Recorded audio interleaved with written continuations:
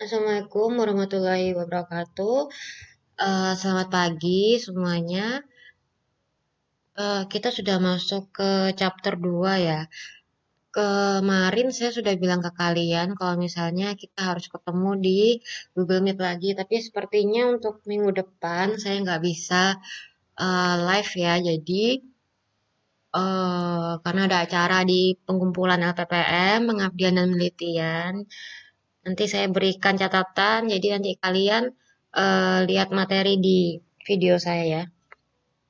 Mungkin kita ketemunya di minggu depannya lagi. Gitu ya. Nah, ini kan sudah masuk ke chapter 2. Chapter 2 itu saya lihat di RPS-nya ya. Jenis data, pengumpulan data ya, pertanyaan kuesioner.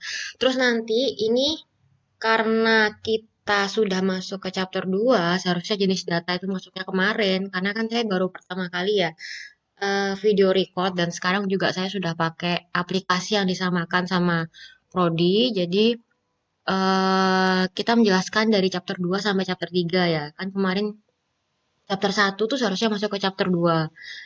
Ya, jadi ini kan Sabtu satu kan kemarin. Nah, ini satu 2 ini mestinya jadi satu. Karena kemarin kita sudah masuk ke chapter 2, jadi saya jelaskan yang pertama kali. Jenis datanya belum karena saya baru pertama kali nge-record ya.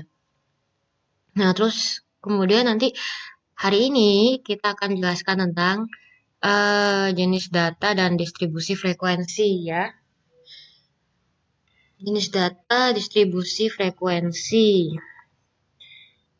Nah, ini yang kemarin saya bagikan ke kalian ya, saya jadikan satu sama PPT Bahasa Inggris. Sebenarnya ini sendiri ya, maksudnya PPT sendiri, jadi saya gabungkan kemarin karena itu masuknya ke chapter 1. Berhubung saya baru pertama kali record ya, jadi ini saya masukkan ke chapter 2. Nah, gitu ya. Jadi kita masuk ke pengertian data, nanti langsung masuk ke penyajian data. Nah, pengertian data ini data dapat diartikan sebagai sesuatu yang diketahui atau dianggap ya. Jadi cuma berupa asumsi atau perkiraan yang sifatnya sementara karena kita belum buktikan dengan uji kebenarannya. Nah, itu sebuah data statistik itu seperti itu yang dimaksud ya. Ini cuma dasar sih ya, saya nggak perlu menjelaskan. Sebenarnya kalian cukup baca, pasti kalian paham.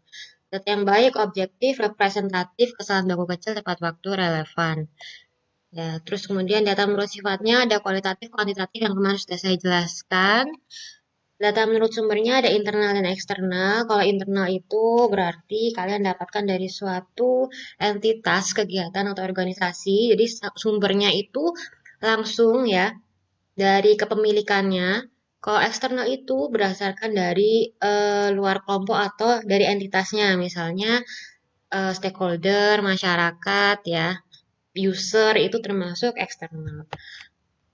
Nah, untuk cara memperolehnya primer, sekunder juga kalian sudah saya jelaskan ya kemarin ya. Diperoleh dari langsung dari objeknya.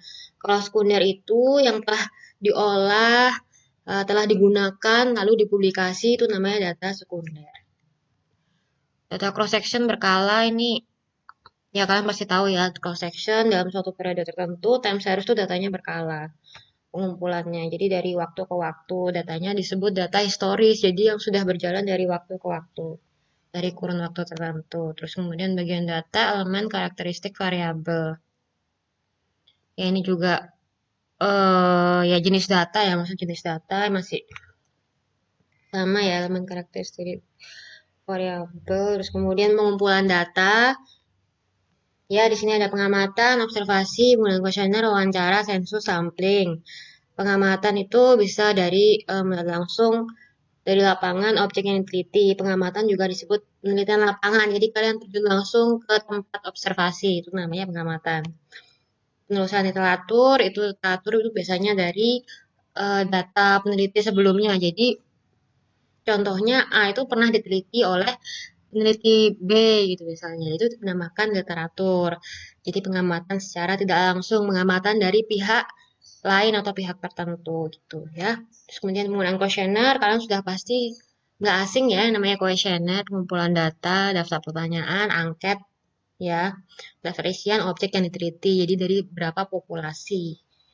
Populasi itu mengandung beberapa sampel, kan sudah saya jelaskan kemarin. Terus kemudian informasi data, berhubungan maksud, tujuan penelitian, informasi, kenyamanan, dan kaitan yang dapat dipertanggungjawabkan. Pertanyaan terbuka tertutup, terbuka itu dikehendaki dari respondennya sendiri. Kalau tertutup itu keharusan memilih jawaban yang tersedia, misalnya ya, tidak, ya, atau iya, sedang, tidak, gitu ya, itu tertutup. Kalau terbuka itu urean, jadi misalnya apakah, bagaimana, apakah itu ya, mengapa itu terbuka ya. Pengumpulan data dengan langsung mengadakan tanya jawab pada objek yang diteliti itu wawancara, terus kemudian sensus, pengumpulan data di mana seluruh elemen populasi dari sensus data sebenarnya disebut parameter. Ini kalian cukup tahu aja ya yang jenis data ini.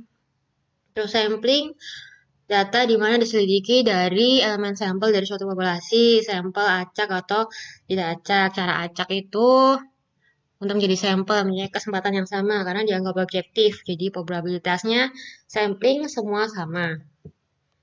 Cara acak, cara bukan acak itu bersifat lebih subjektif ya, karena namanya tidak punya kesempatan yang sama untuk dipilih, jadi random ya untuk menjadi sebuah sampel. Terus pengolahan data, data mentah. Namanya dilakukan pada tahap pengumpulan data. Pengumpulan data merupakan suatu proses pengumpulan data atau angka ringkasan berdasarkan data mentah. Pengolahan data manual elektronik. Kemudian penyajian data, ini ya, penyajian data ada yang berupa ringkasan, ada yang berbentuk tabel dan grafik. Nah, cross section data yang tadi, data perkala yang tadi, tabel dan grafik bisa digunakan dalam suatu periode tertentu dan dari waktu ke waktu. Tabel satu arah, jadi misalnya contoh tabel produksi kayu. Produksinya ini ya kayu, jenisnya apa, banyaknya berapa, itu satu arah. Karena menjelaskan tentang satu jenis kayu, satu jenis suatu hal, satu jenis karakteristik. Tabel dua arah berarti dijelaskan misalnya tentang karakteristik dari suatu subjek. Misalnya fakultas ini menganut agama apa itu ya. Ini contohnya dua arah. Karena ada dua pilihan kan. Terus kemudian tiga arah ini tiga karakteristik. Jadi ada tiga pilihan. Ya, maaf ya. Terus kemudian nih jelaskan tentang umurnya, umur mobil, motor ya, atau jenis truk, kendaraan ya ini ya. Sedan, bis ya, kalian kalau tahu di STNK ya, BPKB kepemilikan. Itu ada karakteristiknya, suatu jenis merek ya. Nah, ini tiga arah. Ya, terus kemudian grafik batangan, lingkaran, peta, gambar. Garis ya, garis dulu garis, batangan, lingkaran, peta, gambar. Ini karena saya menjelaskannya 11 tahun yang lalu ya, jadi saya suka kelewatan. Garis tunggal. Ya, garis tunggal itu jadi deskripsinya dari 1X dan Y, hasil penjualan. Garis berganda, kemudian nih X dan Y, ini ada berapa jenis dari ini ya, televisi, radio, dan kulkas. Komponen berganda, ini swasta pemerintah. Jadi, kumulatif dari suatu X dan Y. Presentasi komponen berganda. Batangan tunggal, kalian bisa tahu ya, biasanya sering ini ada di sensus penduduk atau di BPS ya. Badan Pengelola Statistik itu yang di mana rumput ini biasanya datanya berupa seperti ini, batangan tunggal. Batangan berganda dari 1Y itu berapa faktor ya, 1997 ini ada berapa faktor gitu. Batangan berganda ini juga ya, ini X-nya ya. Dari tahun ini, terus batangan komponen berganda, presentasi komponen berganda, batangan timbang neto, lingkaran tunggal juga, tapi mungkin jenisnya beda, terus kemudian lingkaran berganda, grafik peta, grafik gambar, gitu ya. Sudah ya, biar ini sesnya bisa diupload gitu. Terus kemudian saya menjelaskannya dari sini ya. Kok sudah, terima kasih. Cuman karena saya lihat lagi PPT-nya ini kurang lengkap. Dan ini saya bawa buku saya ya, buku statistik saya tuh saya pakai Suharyadi Purwanto. Saya biasanya buat anak-anak ini ya. Gitu. Jadi penyajian data ya. Penyajian data ini Nah, ini menjadi data mentah dari populasi sampel menjadi data-data yang baik. Pengambilan keputusan manajerial. Langkah-langkah dalam statistik deskriptif, kemarin sudah jelaskan ya, masalah dan jawaban yang diperlukan, mengumpulkan data, menata data mentah, menyajikan data distribusi secara grafik, menarik kesimpulan mengenai permasalahan. Outline-nya, nah ini yang kita jelaskan nanti di chapter-chapter berikutnya. Penyajian data, distribusi frekuensi, data grafik, data Microsoft Excel ini pilihan ya. Tapi kalau di UPN kayaknya nggak, statistik nggak pakai aplikasi Microsoft Excel khusus statistik ya. Distribusi frekuensi, mengumpulkan data ke dalam beberapa kategori, menunjukkan banyaknya data dalam setiap kategori. Ya, jadi setiap kategori dapat dimasukkan ke dalam 2 atau lebih kategori. Jadi kan ada 5 ya. Dari distribusi frekuensi ada 5. Jadi apa pertanyaan yang harus dijawab? Jadi memahami masalah dan jawaban yang diperlukan. Kedua, mengumpulkan data. Jadi mengumpulkan data yang sesuai dengan masalah dan tujuan yang sesuai juga. Kemudian 3, menata data. Mana yang tadi? Ya, menata data mentah ke dalam distribusi frekuensi. Keempat, menyajikan data distribusi secara grafik. Kesimpulannya dapat menarik kesimpulan mengenai permasalahan yang ada. Ya, jadi ini ya, temuan data dalam setiap kategori, kebanyakan dalam setiap kategori. Distribusi frekuensi. Nah, ini langkah-langkahnya untuk masuk ke distribusi frekuensi. Yang pertama, mengumpulkan data. Kedua, mengurutkan data dari terkecil ke terbesar atau sebaliknya. Nah, biasanya kita sudah sampai di sini, itu masuk ke apa? Catatan. Jadi kalian saya suruh mencatat dari Excel saya. Nah, ini ya. Nanti ini kalian catat. Terus kemudian apa? eh Kalian urutkan seperti yang di PPT ini ya. Nah, tadi. Nah, ini. Mengurutkan data dari terkecil terbesar, sebaliknya membuat kategori. Jadi, untuk menghitung kategori kelas, jumlah kategorinya tuh pakai 2 rumus ya. Kalian harus ingat-ingat. K sama dengan 1 plus, benar ya, 1 plus 3,3 log N. Terus kemudian di mana 2K lebih besar N. Jadi di mana K itu jumlah kelas, N itu jumlah data. Terus kemudian buat interval kelas, terus kemudian melakukan penghitungan lulusan setiap kelasnya. Nah, jadi langkah kedua ya, menurutkan data dari terkecil dan terbesar sebaliknya. Nanti kalian mencatat dari sini catatan saya. Ini sudah ya dari yang random jadi urut. Terus kemudian kalian catat lagi ini ya tahap-tahapnya. Terus kemudian tugasnya nanti buat histogram, polygon, sama OGIF. Ya, ini catatannya di Excel. Nah, kalau di sini kan ini kemarin saya kakak kelas kalian pakai PPT yang ini. Cuman kayaknya saya nggak menyarankan pakai PPT ini ya. Frekuensi relatif setiap kelas dibandingkan dengan frekuensi totalnya. Nah, ini ya penyajian data dengan grafik. Buat distribusi frekuensi, jangan pakai PPT ini ya, batas kelas nilai terendah dan nilai tertinggi pada suatu kelas. Nilai tengah kelas, nilai yang letaknya di tengah kelas. Nilai tepi kelas, batas antara kelas bodoh, misalkan nilai antara kelas 1 dengan kelas lainnya.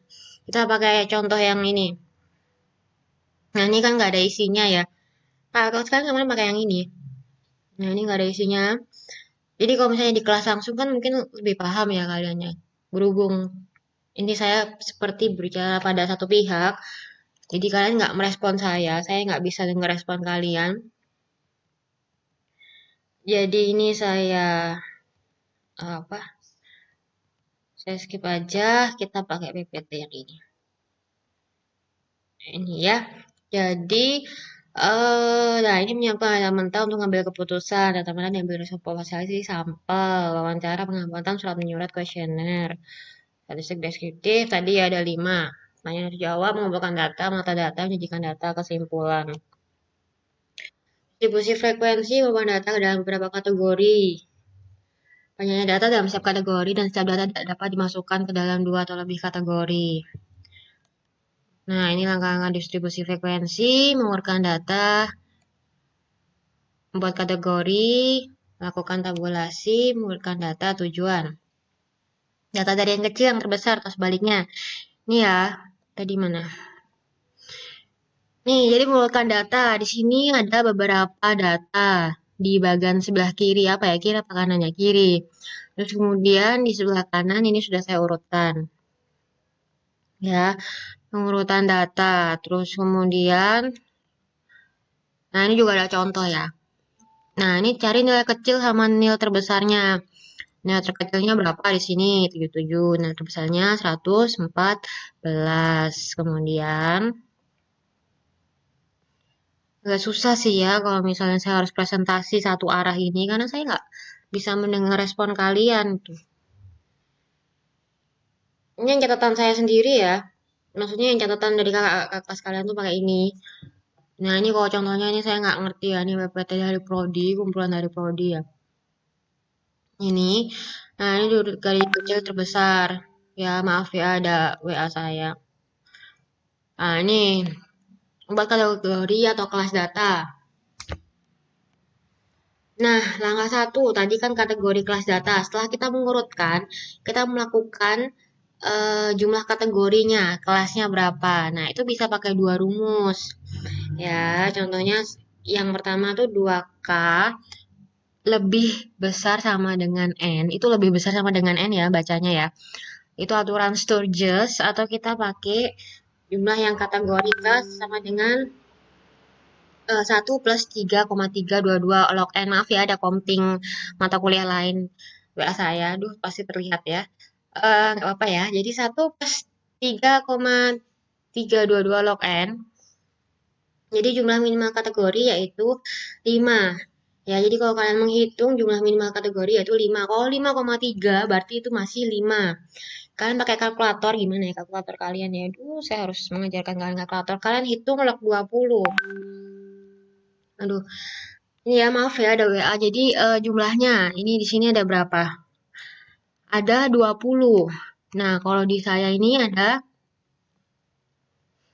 berapa dihitung? Ada 22, berarti 22. Kalian hitung 22 log. 1 plus 3,322 log 22. Log 22 itu kalau di kalkulator kalian 1,342. 1 plus 3,322 dikali 1,342. Itu yang log 22 yang ini ya. 1 plus 4,46. Berarti 5,46. Nah, berarti jumlah kategori kelasnya karena masih di bawah 5,5, jadi itu masih 5 kategori kelas. Ya, jadi 5. Kita pakai kategori kelasnya 5, yang di sini juga 5. Ya. Terus kemudian setelah kita menentukan kategori kelas, kita menentukan interval kelas. Ya, interval kelasnya nilai terbesar kurangi nilai terkecil. Kalau di sini terbesarnya berapa? 9750 kurangi 215 dibagi jumlah kelas. Jumlah kelasnya di 5 kan? Jadi ini jumlah kelasnya 5. Ya, interval kelasnya segini.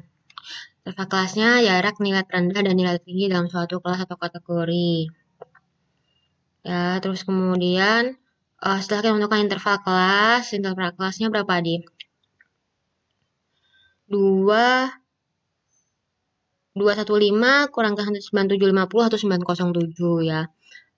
907 berarti jaraknya intervalnya 215 ditambah 1907 2122 seterusnya, tapi kalau kita turun kelas berarti sudah lebih satu dari interval sebelumnya, jadi 2123 ya.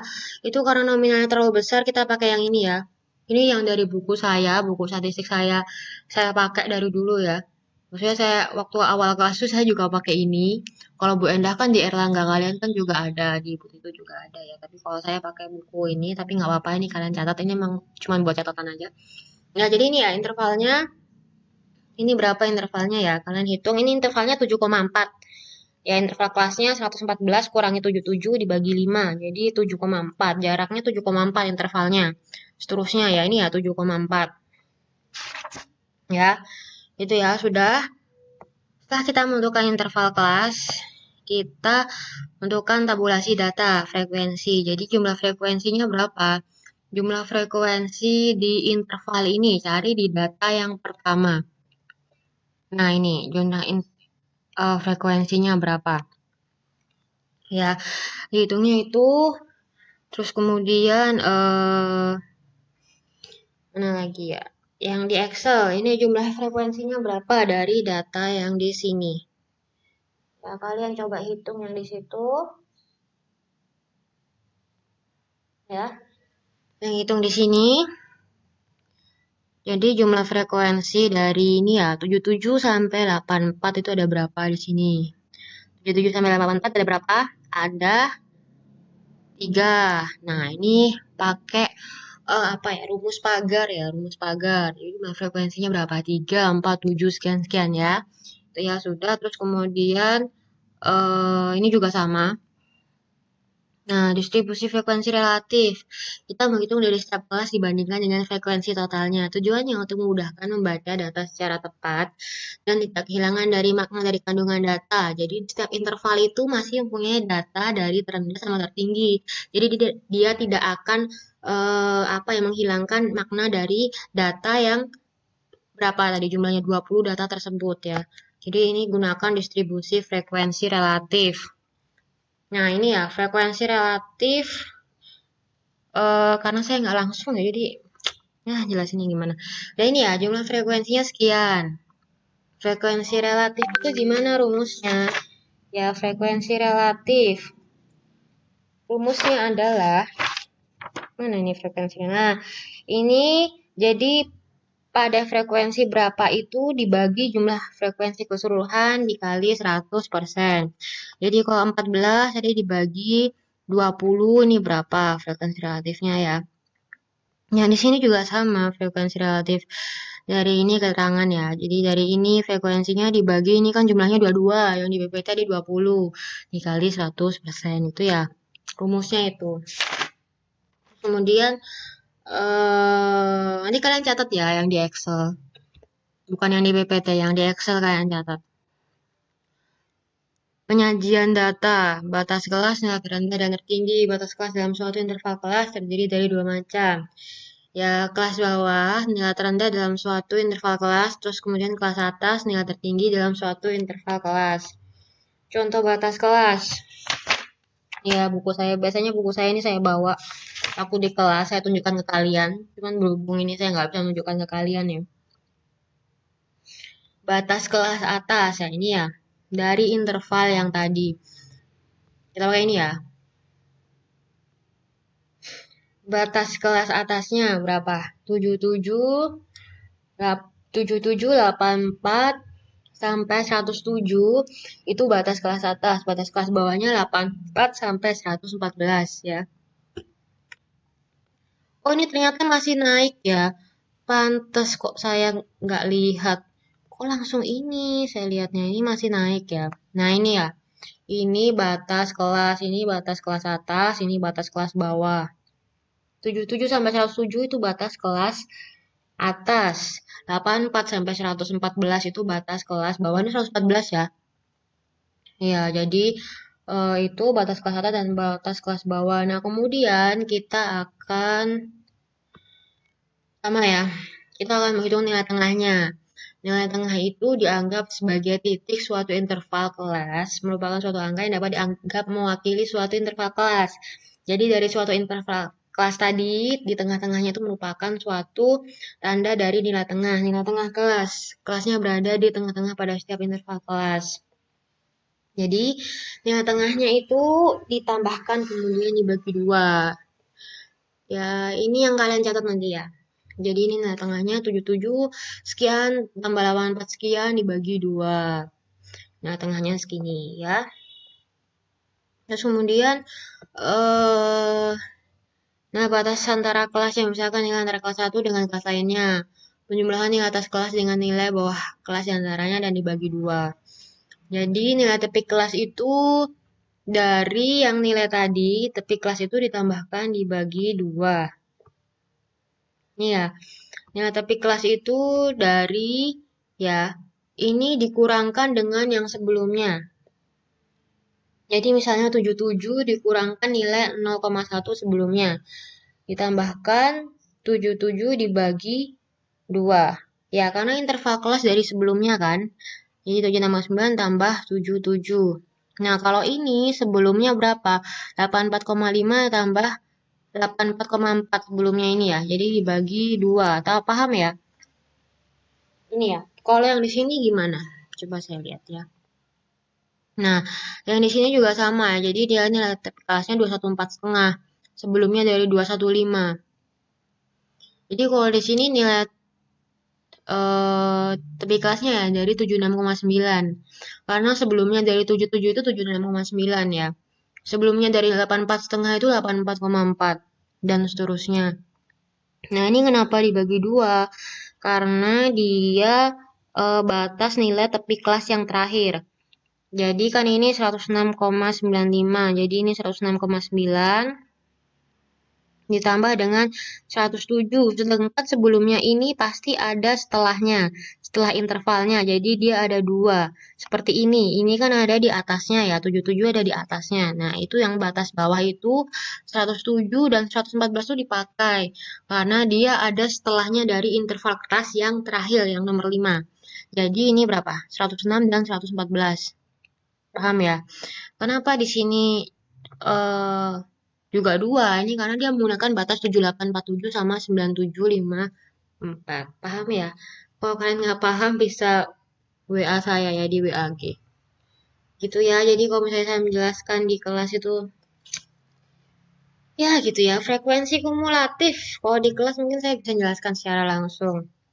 Frekuensi kumulatif kurang dari lebih dari. Jadi menunjukkan seberapa besar jumlah frekuensi pada tingkat kelas tertentu. Frekuensi pada kelas tertentu dengan frekuensi kelas selanjutnya. Nah, jumlah frekuensi pada tingkat kelas tertentu. Jadi, nanti ini frekuensi kumulatif itu ada yang kurang dari, ada yang lebih dari. Ya, ini juga kurang dari, yang ini lebih dari. Kita pakai contoh kita yang di catatan ya. Nah, yang kurang dari itu berarti kan semua kurang dari berarti dari titik nol. Dari titik nol ini dijumlahkan dari yang hasilnya yang tabel pertama itu diturunkan ke bawah, kemudian baru ditambahkan pada frekuensi yang telah kita hitung dari awal tadi. Jadi yang pertama tuh 0 kan? Ya, sebelumnya nilainya 0 ditambah dengan frekuensinya 0 karena sebelumnya tidak ada data yang di tepi kelas tersebut. Jadi 0 tambah 0 sama dengan 0. Terus kemudian karena hasilnya 0, dia turun ke bawah ke baris selanjutnya. Jadi 0 ditambah dengan frekuensi yang pertama tadi 3. Terus kemudian 3, 4, 7, 4, 4 itu urut ya sampai bawah. Nah, kemudian yang hasilnya dari tabel sebelumnya itu akan masuk dijumlahkan dengan frekuensi yang sudah kita hasilkan tadi. Jadi kan 0 ditambah 3 itu 3. 3-nya diturunkan ke bawah ditambahkan dengan frekuensi baris ke 3. Kedua. Eh, ketiga ya. Kedua ya. Kedua. Jadi 7. Dan seterusnya sampai 22. Sedangkan frekuensi lebih dari, ini juga sama ya. Nah, dari jumlah data dengan frekuensi setiap kelas dimulai dari kelas terendah dan jumlah akhirnya adalah 0. Ini juga sama. Ini ya. Frekuensi lebih dari jumlahnya kan 22. Berarti 22 dikurangkan 0. Nah, seterusnya 22 itu turun ke bawah. 22 dikurangkan frekuensi yang pertama. 3, 4, 7, 4, dan 4. Nah, itu sampai bawah jadi berapa? Jadi terakhir 0. Ya, terus kemudian sudah ya, paham ya? Jadi kita sudah menghitung apa frekuensi ya dari, nah ini jadinya frekuensi kumulatif seperti ini. Nah, grafik dapat digunakan sebagai laporan. Ada yang ditanyakan ya soal tadi ya, soal frekuensi sudah ya, nggak ditanyakan ya. Terus kemudian grafik itu digunakan sebagai laporan, kesimpulan tanpa menghilangkan makna. Jadi kita bisa menarik suatu kesimpulan tuh dari grafik, kita tarik data-data tadi, kita tabulasi, kemudian kita gambarkan di grafik, gambarkan di tabel, itu semua kita tarik kesimpulannya, ditarik ya. Gambar dan sesuatu yang ditampilkan dalam bentuk visual, dalam bentuk mudah, dan dalam bentuk angka. Nah, histogram. Ini buat histogram itu diagram balok menghubungkan antara tepi kelas interval dengan pada sumbu horizontal X dan Y. Y-nya itu frekuensi setiap kelas pada sumbu vertikal. Nah, ini kan sudah saya buat ya. intervalnya tadi, jumlah frekuensinya tadi ini kalian buat histogramnya ya. Nanti ini kalian catat semua, cat 1, cat 1, 2, 1 sampai tugas. Kalian catat, terus kemudian buat histogram. Yang ini kalian buat histogramnya jadi seperti ini. Ini di buku saya ada nih. Di bukunya Suharyadi Purwanto ada ya. Jadi histogramnya itu ya 76,95 dibuat tabel. Kok tabel sih, grafik tabung gitu ya. Aduh, gimana jelasinnya ya. Grafik tabung ya 76,95 sampai 84,45 itu di jumlah frekuensi. Jadi jumlah frekuensinya yang ke atas, ya yang vertikal. Intervalnya itu yang horizontal. Ya, jadi tepi kelas interval harga sahamnya yang horizontal, yang vertikal jumlah frekuensi. Itu kalian buat ya. Pasti kalian bisa. Terus kemudian, nah ini histogram. Jadi seperti ini ya bentuknya ya. Terus poligon garis menghubungkan titik-titik. Merupakan koordinat antara nilai tengah kelas dan jumlah frekuensi pada kelas tersebut. Jadi apa? Ini ya. Kelas 1 sampai kelas 5 jumlah frekuensinya berapa? Poligon ya, interval nilai tengah kelas jumlah frekuensi. Jadi dibuat seperti garis lurus tapi yang apa ya? Berapa sih, bertitik-titik ya? Maksudnya seperti ini. Nah, jadi per titik-titik. Jadi titik-titikan di nilai tengah kelasnya. Ya, jadi ini nanti kalian buat. Jadi dari berapa nilai tengah kelasnya kan? 80,7, intervalnya sekian-sekian sama jumlah frekuensi. Masih sama ya, nilai tengah kelasnya yang horizontal, frekuensinya yang vertikal. Itu ya, jadi bisa ya poligon ya. Biasanya saya gambarkan di papan, cuman nih karena saya nggak bisa gambarkan di papan kalian. Terus kemudian kurva Ogif, diagram garis menunjukkan kombinasi antara interval kelas dengan frekuensi kumulatif. Nah, ini interval kelas, tepi kelas ya. Jadi nanti gambarnya itu seperti silang, seperti huruf X ya. Jadi kelasnya masih sama, tapi kelas interval harga saham ini kan harga saham ya contohnya ya di saya. Dengan frekuensi kumulatifnya vertikal, harga sahamnya itu horizontal. Nanti dititik-titikkan, di tepi kelasnya itu dititik-titikkan ya. Jadi dari berapa ini? Iya, tepi kelasnya ini dititik-titikkan, terus kemudian jadi huruf X. Huruf X seperti ini. Nah, kurang dari, lebih dari. Jadi ini grafik OGIF saham terpilih di BI. Ya, yang ada. Nah, itu dibuat seperti ini. Gitu ya. Ini sudah, ini soalnya nggak usah. Kalian cukup buat histogram poligon dari Excel saya. Terus kemudian tugasnya apa saya berikan di buku kalian, buku Erlangga kalian. Ya, untuk PPT-nya saya kasih yang kemarin ya. Jadi kalian bisa baca di situ, data nggak usah gitu ya. Jadi nanti ini kalian apa mencatat punya saya ini. Ini dari buku saya, buku Suharyadi Purwanto. Jadi catatannya dari Excel. Kalian nyatat semua dari sini nih kalian catat. Perusahaannya nggak usah tulis ya. Jadi kodenya aja sama harga per lembar sahamnya. Terus ini catatannya, runtutannya ini kalian catat ya. Ini, terus kemudian tugasnya ini kalian kerjakan. Nanti saya beri tugas dari buku juga ya. Dari buku Erlangga, terus kemudian masih tugas RMK juga yang chapter 3. Terus apa nanti dikerjakan, gak ada kuis ya. Kuisnya cuma di awal aja sama nanti di akhir. Itu ya, sudah ada yang tanyakan. Kalau nggak ada yang tanyakan, saya akhiri ya. Terus ini saya upload. Nanti bisa tanyakan di WAG saya. Nanti tugas soal individu saya bagikan di WAG ya. Jadi ini kalian kerjakan juga, ini catat ya, dicatat semua. Gitu ya. Jadi kita sudah sampai ke frekuensi, distribusi frekuensi ya. Minggu depan kita menjelaskan min, median, dan apa rata-rata. Sudah, kalau nggak ditanyakan, saya akhiri ya. Wassalamualaikum warahmatullahi wabarakatuh. Untuk selanjutnya nanti kita lanjutkan di WAG. Kalau ada pertanyaan silahkan tanya ke saya ya. Terima kasih.